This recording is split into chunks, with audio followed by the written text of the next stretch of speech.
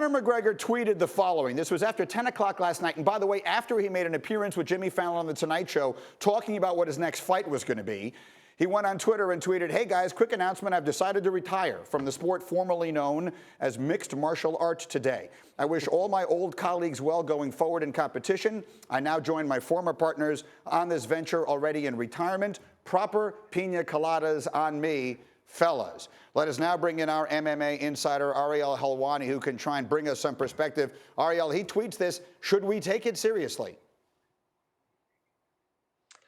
Right now, I want to hear from Conor a little more. I want to talk to him about this. Of note, that Tonight Show interview was taped 2 weeks ago, so I don't think the timeline means anything there. Okay. However, we know that he did this 3 years ago. We know that the first time he did this in 2016, the circumstances were a little different than they are right now. But we also know that he wanted to come back in the summer, that they had been in talks with the UFC to come back in the summer. And if I had to bet right now, I feel like those talks aren't going very well. And that prompted Conor to tweet this. I spoke to people close to him just 2 days ago who were talking to me about his training camp and when he would like to return and against who. And I spoke to people this morning very close to him who said that they were completely surprised by this. So I don't want to go out and celebrate his legacy just yet because I'm not putting this in stone just yet. Yeah, Ariel, educate my audience on that. You say that the circumstances were different in 2016. In what way? What did he want then? Because that could inform what he wants now. So in 2016, it was a fascinating time in the life of Conor McGregor because he was a big star, but he was cornering a good friend of his in Ireland who fought on a local card.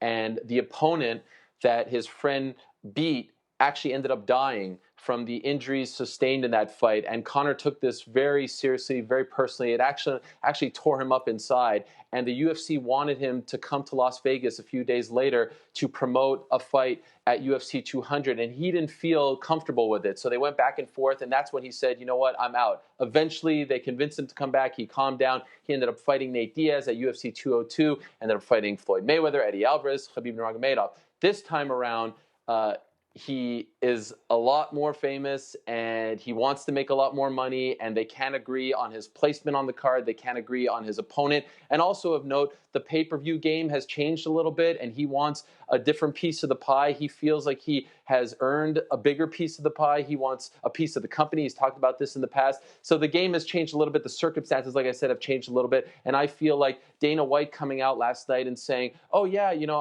I'm totally okay with this. I think he should go out and retire. He's killing it in the whiskey game. That leads me to believe that Dana doesn't want to let the world know that he's upset about this. But make no mistake about it, the UFC needs Conor McGregor right now. All right, Ariel, well done. Thank you very much. Keep working that. And if you hear anything further, please let us know. In the meantime, let me take it to the table where we all just sit here and we're all just fans and we pay attention to this. And obviously, Conor McGregor is a larger-than-life figure. I saw something that we did recently, like a week or so ago, where we listed like the top most famous athletes in the world. And I was actually surprised at how high he is. McGregor was very high. I want to say he was fourth or something like that. He is that significant of a superstar in the sports world today.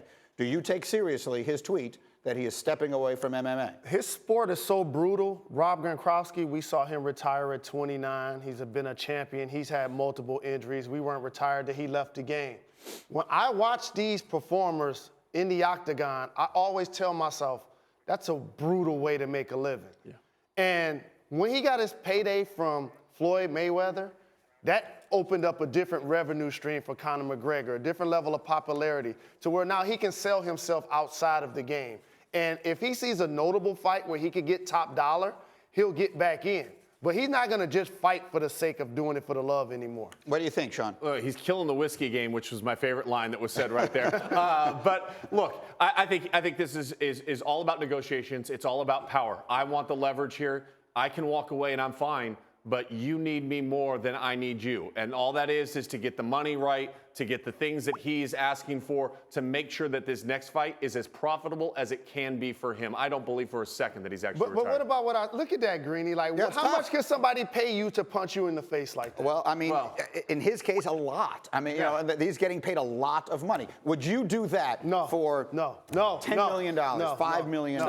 I'm not getting hit in my face. A lot of people would, though. A lot of people would. And here's the thing. We are all so conditioned, those of us who sort of grew up with boxing as the combat sport that we know well. Guys would retire retire and unretire like every other week. Right. So I think we are conditioned psychologically to say, oh yeah, he retired. I don't buy it for a second. I don't know Conor McGregor personally. We'll just have to wait and see what he's actually thinking. But that sport is so physical. I mean, I would think you change your mind about wanting to get in there and literally risk your health and your life each time you step inside of the octagon. I get it, but I mean there's also a little bit of a calling and there's a little bit of crazy you have to be doing it in the first place. And if you follow Conor, he may be more than a little bit crazy.